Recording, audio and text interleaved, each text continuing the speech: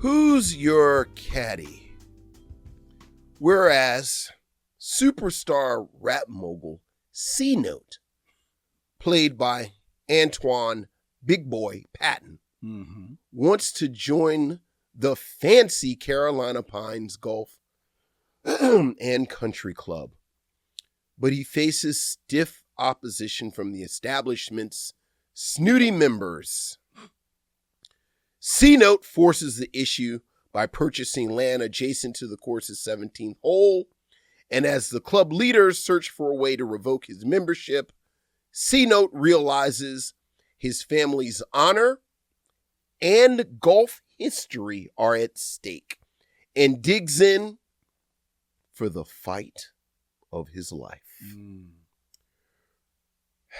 From 2007, written and directed by Don Michael Paul, Who's Your Caddy is a hip-hop comedy starring, besides the aforementioned Big Boy of Outkast fame, Faizon Love, Jeffrey Jones, Terry Crews, Tamala Jones, Sherry Shepard, Andy Milanakis. Yes. And this was the choice of Lynn Webb as we close out Mother May I Have Another One of Those Bad Black Films, the Micheaux Mission's yearly intentional excursion into terrible black media. Lynn, as we close out this month, as the sun sets, how would you like to begin our conversation around Who's Your Caddy? Well, we do this intentionally because every time we select all of these seemingly bad black movies, every once in a while we come across a diamond in the rough. Every blue moon. Every blue moon. The moon was decidedly crimson the day that we sat down to watch Who's Your Caddy. Yeah. And the writing, I should have known, was on the wall because, as you mentioned, this movie was written and directed by Don Michael Paul. Yes. Who, unless you may not be aware, missionaries, but let me educate you, is a man with quite a filmography. Allow me to read some of the films that Don Michael Paul has been a part of as the director. Some of these movies he has actually also written. So this is within the context of the Don Michael Paul filmography. Exactly. His canon, if you will. Exactly. Now, he did Who's Your Caddy in 2007. But sure. He started off as the writer. Okay. In 1991. Okay. Of a film that is not that heralded. It actually is but it's a notable film. Harley Davidson and the Marlboro Man. Harley Davidson and the Marlboro Man. You familiar with this film? I remember it. I don't know if I ever saw it. It stars Mickey Rourke and Don Johnson. Yeah. All right. Trying to make them, continue their stardom. Sure. Especially Don Johnson taking them out of the world of television. Sure. But he was only the writer in that. Okay. But then in 2002, Don Michael Paul gets his first time at bat as a director. And he directs Steven Seagal, Morris Chestnut, Ja Rule, and Corrupt in Half Past Dead. Half Past Dead. Yes. Half Past Dead. So the film that he wrote and directed. Half Past Dead. And after that, he's off to the races. Okay. Because then he does Who's Your Caddy? He also does Jarhead 2, Field of Fire. Jarhead 2, Field of Fire. Who stars in that? Jarhead 2, Field of Fire. Fields of Fire. Yes. Which is stars Jake Gyllenhaal, Jamie Foxx, Peter Sarsgaard, and Chris Cooper.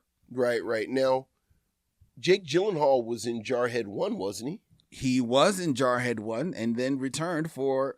Oh, excuse me. I am mistaken.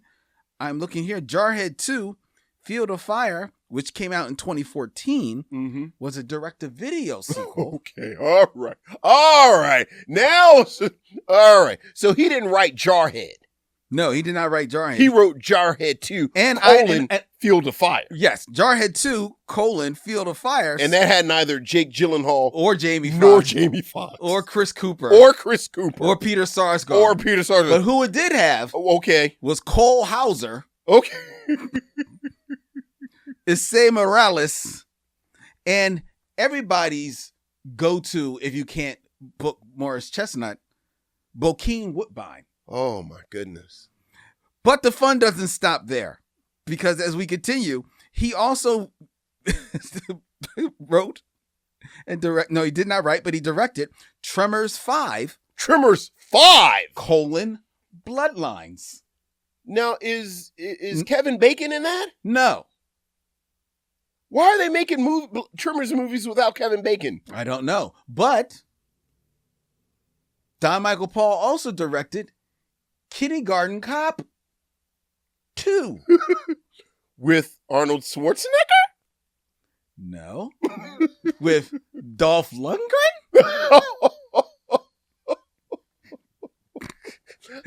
I'm sensing patterns emerging. Patterns are emerging. He also directed Tremors, A Cold Day in Hell. Tremors, Cold Day with Kevin Bacon? No. Okay. There are Jamie Kennedy. He also directed Death Race, Beyond Anarchy. What does that even mean, Lynn? No. We gotta stop just throwing words around. What does Beyond Anarchy mean?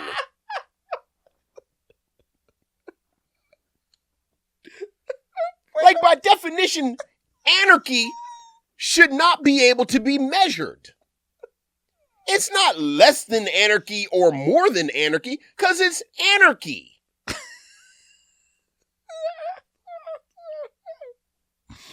He also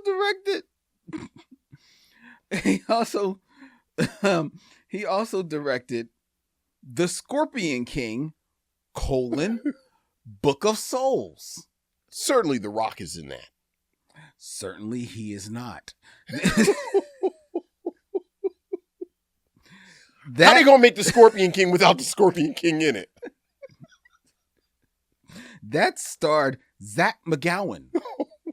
Well, certainly, of course it and does. Pearl Fussy. Well, I mean, if Pearl Fussy isn't in it, it's not a real Scorpion King.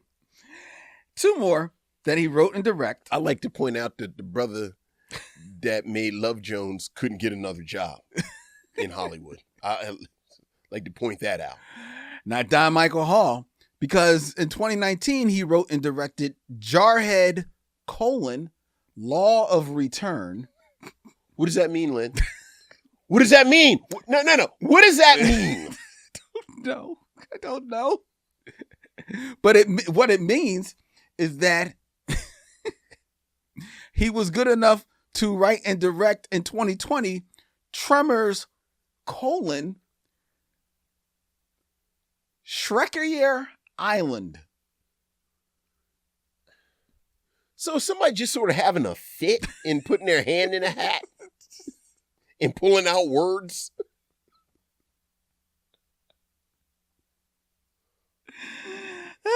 Tremors, Authority of Orange. We just saying things. Tremors 19, Blender Horizon. Jarhead, fill in a blank. Right. Oh my God. All right. But in Who's the Caddy? But in Who's Your Caddy? No colon. No colon. No colon. No colon. You spelled out basically the plot of this film. Thank you. I appreciate that. So now I could just jump right into it. Right. What going through that filmography shows you is that Don Michael Paul, he's a working director. Sure. He's a working writer. Yeah. What do you need? And all jokes aside, look, work is work. Work is work. Work is work. And I'm gonna fill in the blank and make it happen. Glad he didn't figure out a way, like Megan Fox, to make it work. And he has this film that he wrote and directed, like you mentioned. Mm-hmm. And he's able to get Big Boy, Faizon Love, Terry Crews, and all these stars, in there to basically do this black comedy. Sure. Because it's not a rom-com. It's not a hood movie. Or anything like that. It's supposed to be like just your above board, run of the mill comedy. Sure. But that has kind of like the black aesthetic to it. Sure. And everything about this film, I mean, look, it's a bad film.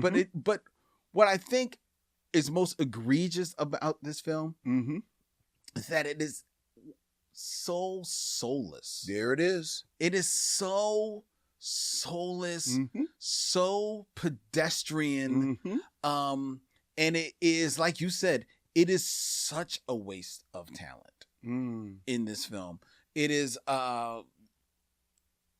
Big Boy as the lead, who is a guy who, when you have seen him on stage, when you've seen him next to, famously of Outkast, we see him next to, Andre 3000, is able to carve out a piece of the lane for himself. Sure. So he is not a man without charisma. He is not a man without gifts. But he is here put up to basically try and be Martin Lawrence, right, in this movie.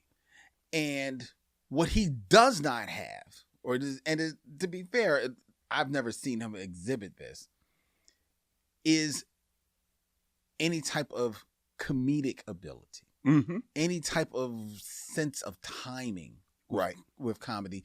Nor has he ever exhibited, at least from what I can see, a fair sense of humor about himself. Because in this movie, as the lead, especially with all of these crazy characters around him, he's asked more or less to be the straight man. 100%. But he can't be the straight man. Right. He doesn't know how to be the straight man. He still has to be the coolest guy in the room. Right. He still has to be the smartest person in the room, the richest person in the room, outsmart everybody in the room. But he doesn't know how to pull that off. He doesn't have the acting chops to pull that off in a believable way. And the script doesn't do him any favors, because the script doesn't know what it wants to be either. The script doesn't know whether or not this wants to be Black Caddyshack or whether or not this just wants to be, Caddyshack 2. And it's closer to Caddyshack 3. The plot as it is, he is this rapper who goes into this, who just shows up at this country club that he wants to join. Through context clues much later in the film, you learn kind of why he wants to join, because of his father had been a caddy there. So he wants, and his father had some piece of history stolen from him. We're not going to do that, Lynn. We're not going to sit here and spend a whole lot of time talking about this plot. Okay, yes, we won't. We won't. All right, we won't. Because there's a MacGuffin with his dad. There's a MacGuffin with his dad. Okay, right. And then all of a sudden he sees the first black woman on screen, and all of a sudden now this is the love of his life. That's Tamala Jones. Yeah.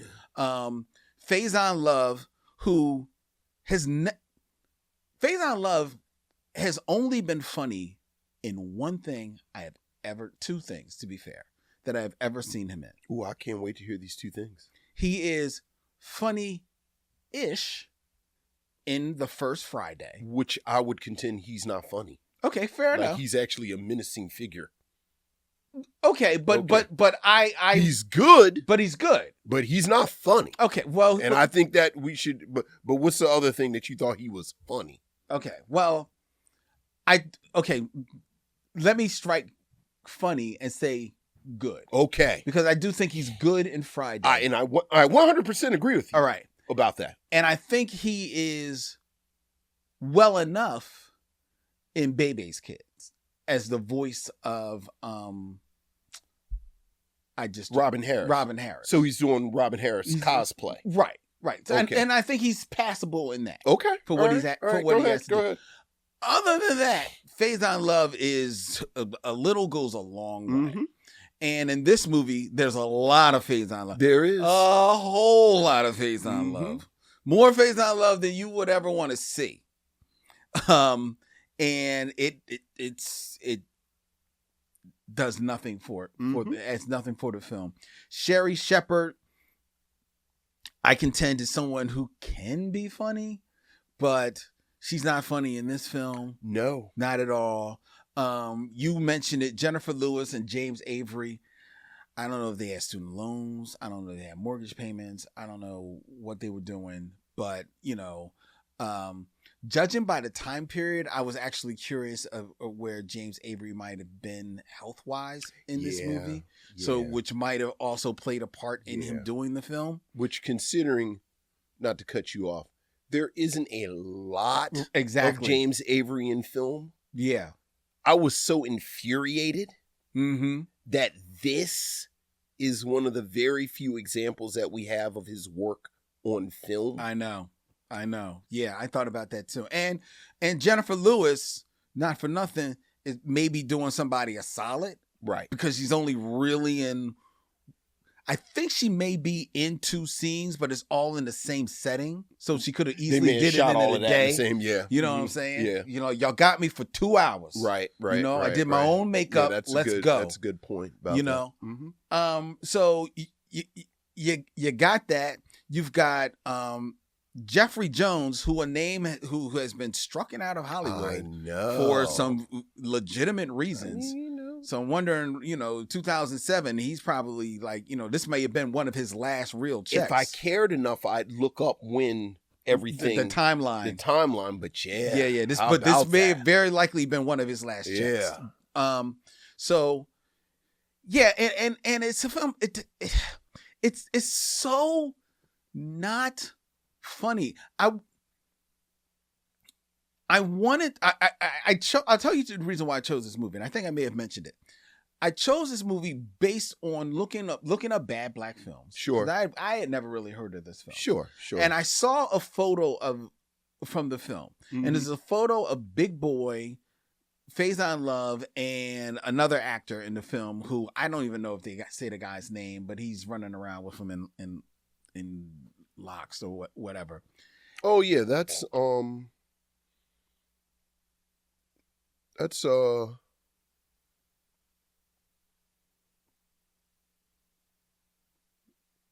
we got him.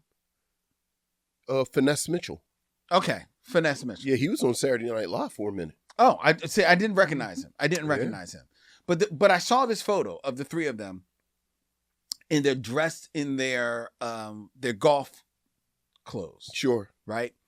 And that photo reminded me of a famous photo of the 3 Stooges when they were in golf clothes. That's how you got guys. So I'm like, so they're doing a wacky golf comedy. Yeah. Okay. All right. Yes, it probably is bad. Yeah. But I can see this might be maybe have some entertainment to it. Right. Especially if you lean into the physical nature of that. Right. No. Don Michael Paul just thinks it's funny when you put black people in stuffy white settings. Exactly. Isn't that hilarious? Ha ha ha ha. Look at the moon crickets. Exactly. Doing white stuff. And that's every beat in this movie. That is absolutely every beat in this movie. And it misses an opportunity. There is one opportunity of like a little bit of physical comedy when Faizon Love gets like catapulted off of their golf cart. But that is poorly done. And other than that, everything else is just stupid race comedy that is going for the lowest common denominator with absolutely no smarts whatsoever, which made for, unfortunately, a very unappealing, unoriginal time at the movies. I really, really hated Who's Your Caddy? The one word that you did not use that I'm going to now bring to the discourse is lazy. There you go. The lack of any effort whatsoever to make this a cohesive movie. To have any type of intelligence whatsoever with the comedy was breathtaking.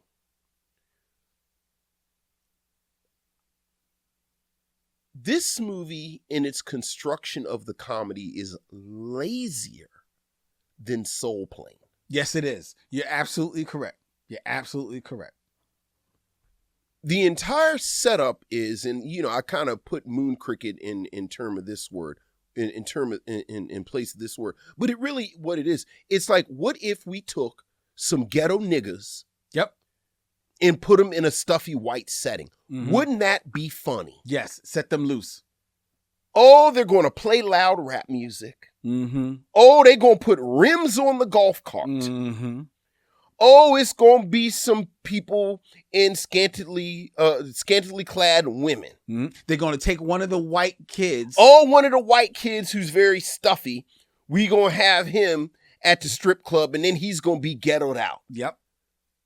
That is the entire joke of the film. Yep. It angers me. Like I stopped you when you started to say the plot, because I got angry at myself as I started to almost do a Tyler Perry kind of dissection, where I was like, well, wait a minute, if this is a multi-million-dollar MC, along the lines of a Ludacris or a Big Boy, like, he's been places by dint of the fact that he is a millionaire MC. Yes. Like, this ain't somebody right out the mud. Like, he's a millionaire. But then the movie goes out of your way to say that he's a college graduate. He went to Dartmouth. His father was a caddy here. Like, I couldn't even understand how you connect the dots between that to kind of set up the story. In full disclosure, I was going to have a problem with this film anyway, that bills itself as a comedy, because there are several comedians in here that I find very unfunny. We already touched on Faizon Love. Yes. I have never found Faizon Love to be funny. No. It is a testament to Ice Cube and DJ Pooh that he is used so well in Friday. As I mentioned, he's just doing Robin Harris cosplay, which to his credit was the job in Bebe's Kids.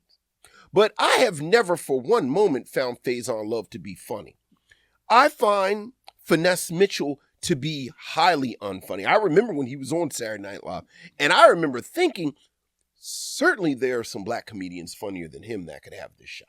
When was he? Because I didn't recognize him the early at all. 2000s. I feel like, and I apologize if I'm wrong, but I feel like he was part of that mini wave that ended up on Saturday Night Live after Chris Rock called out Lorne Michaels. Oh, okay. Like when he called out, remember it was that year where it was like 4, I think it's the year that old girl came. Mm-hmm. What's her name? Who? Leslie. Yeah, Leslie Jones. I think that's the year Leslie Jones came. But it was like 3 or 4 of them that came. Yeah, he only lasted like and Finesse Mitchell was one of them. And I remember thinking, you are just really not that funny. Yeah. Andy Milonakis came out of like that MTV camp where the funny thing was, look at the little goofy white boy do stuff. Oh, that's where I reckon. I couldn't remember where I recognized Never him from. for one moment did I find him funny. No, not at all. Not at all. Terry Crews and that Terry Crews shtick. I know. Thank you. Thank you. The Terry Crews shtick has that even in 2007, I was over. I was over that, and again, I think it is a testament to the Everybody Hates Chris team that they found a way to hone him. Sherry Shepherd, same thing. I think Sherry Shepherd, much like Terry Crews, has to be directed. Yes. She was hilarious in Bad Santa. Mm-hmm. She was one of my absolute favorite parts of Gene and the Joneses. Mm-hmm. But this, so even as a comedy, it doesn't even have the cheap, like when Tony Cox is there, we're going to do little people jokes. Yep. But now we got 2 little people. Ask me why. Why? I guess the other dude was free. Tony said, "You want me? You gotta give my brother a job." And speaking of the lace, like we mentioned James Avery and Jennifer Lewis. The film, it's not even a gesture. Kind of waves at this subplot that there's something else going on with this character played by Big Boy. Yeah, and with his father, and his father was a caddy here, and there's you talk about Jennifer Lewis being in 2 scenes.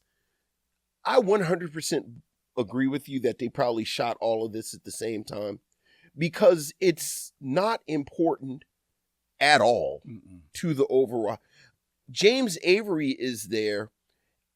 I hope James Avery got a check out of this that was worth him coming out the house, so that it doesn't even care enough to try and give this a little emotional heft underneath. Like even Caddyshack has this really biting class analysis underneath all of the hijinks in the chipmunk, and like it's something actually going on in Caddyshack. Exactly. Which you could have go on in a film like this if you want to.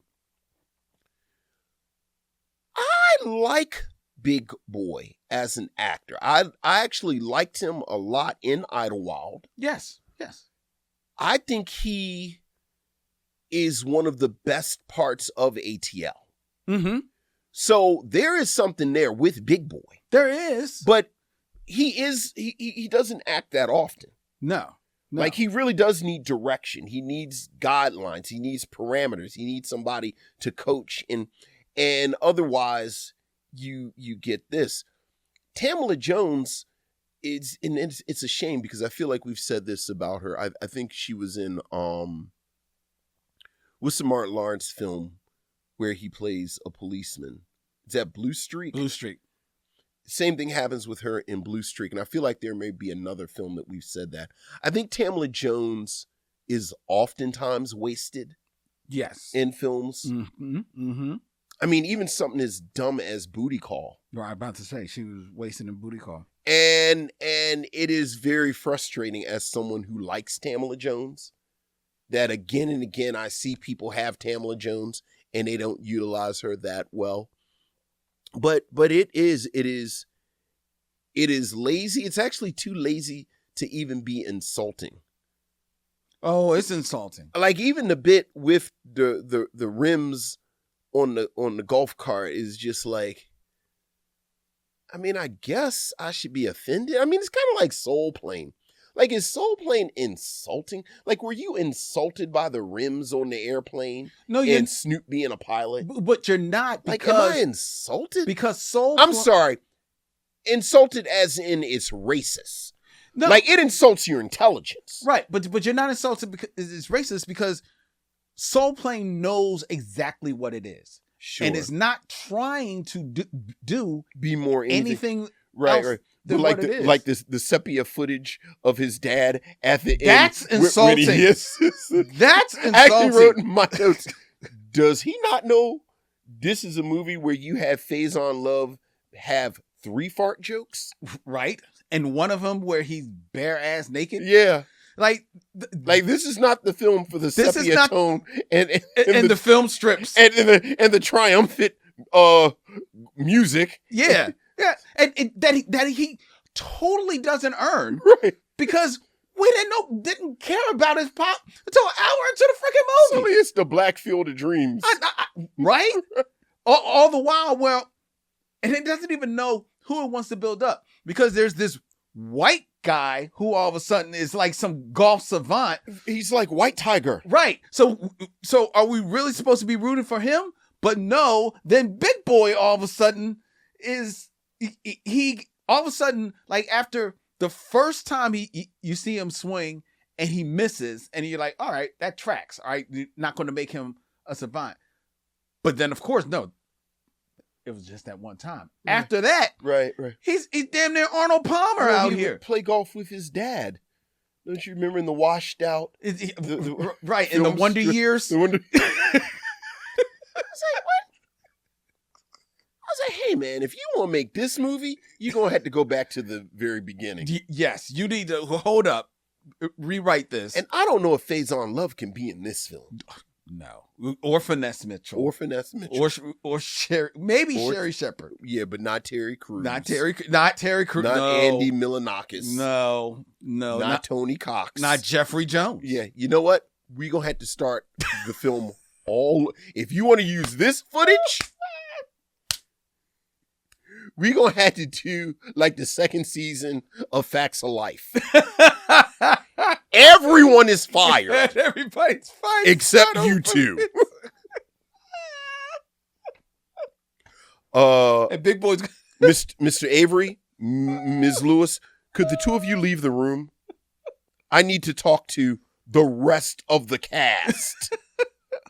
We'll call you two in after lunch. And Big Boy, try on these skates. Right! Exactly. I was like, why are they showing the whole footage?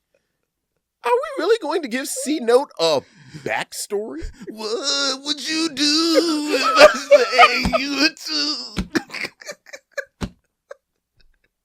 That's not a bad Joe Cocker. I was not expecting that today. Oh, God. So, Lynn, I know you talk about your rapping. I contend this is the worst film we've ever watched.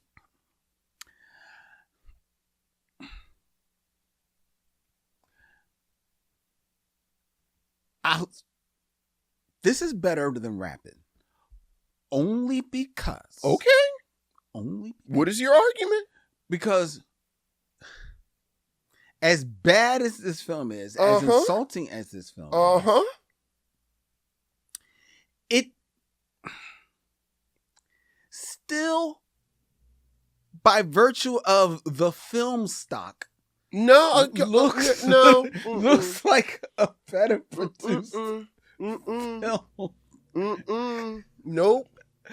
I can't put. You're gonna have to make a better argument than the film stock. I mean, but rapping has a more coherent storyline than this. Yeah, but rapping's got Mario Van Peebles in a totally. I am familiar. I'm familiar with the film. Cannot believe him Pound one for moment. as opposed to which character in this film?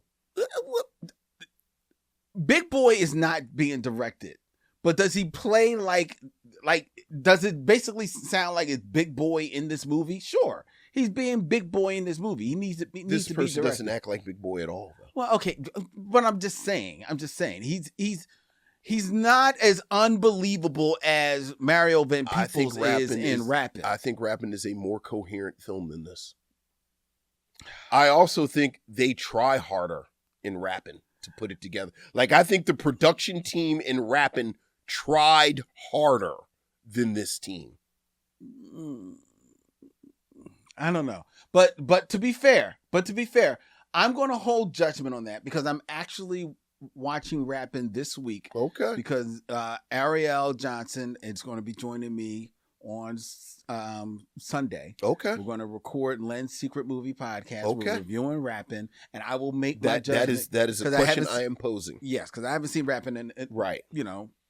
Purposefully. Because mine, I disagree with you with Rappin'. I thought Soul Plane is worse than Rappin'.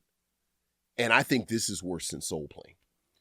See, I wouldn't. Okay. See, I don't know if I made the argument then, but like I said, Soul Plane is not trying to be any more than what it is. It's not good at what it's trying to do. Okay. But it knows what it is trying to be. Okay.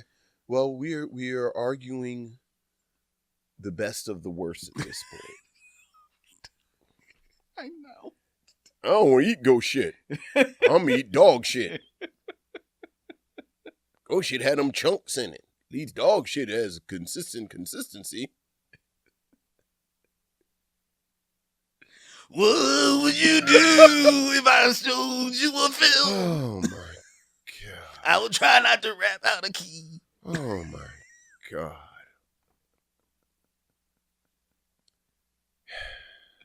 All right. So, Lynn. Yeah. No. Yeah. No. Don't. Don't be fooled by the Three Stooges picture. Three Stooges-ish picture. Don't see Who's Your Caddy.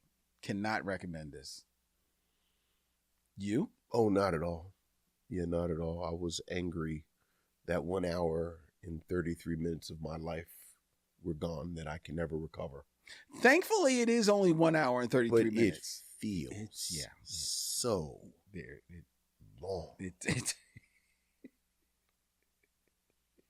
There are scenes that go on that seem to go, and then it does this bit, and we saw this in I Got the Hookup, where they play the outtakes over the credits that are also not funny. I know, that is like this film could have been 1 hour and 27 minutes, but then you used 6 more minutes. Yeah. With outtakes that aren't funny. This movie definitely does make you harken back to the days when films would just end with the end. Right. And what? We're out. Right. We're out. Yeah, I will give you that. All right. Well, that brings a close to May I Have Another Bad Oh, Black Lord, Movie. thank you, Black Jesus. Oh, thank you. So that is over.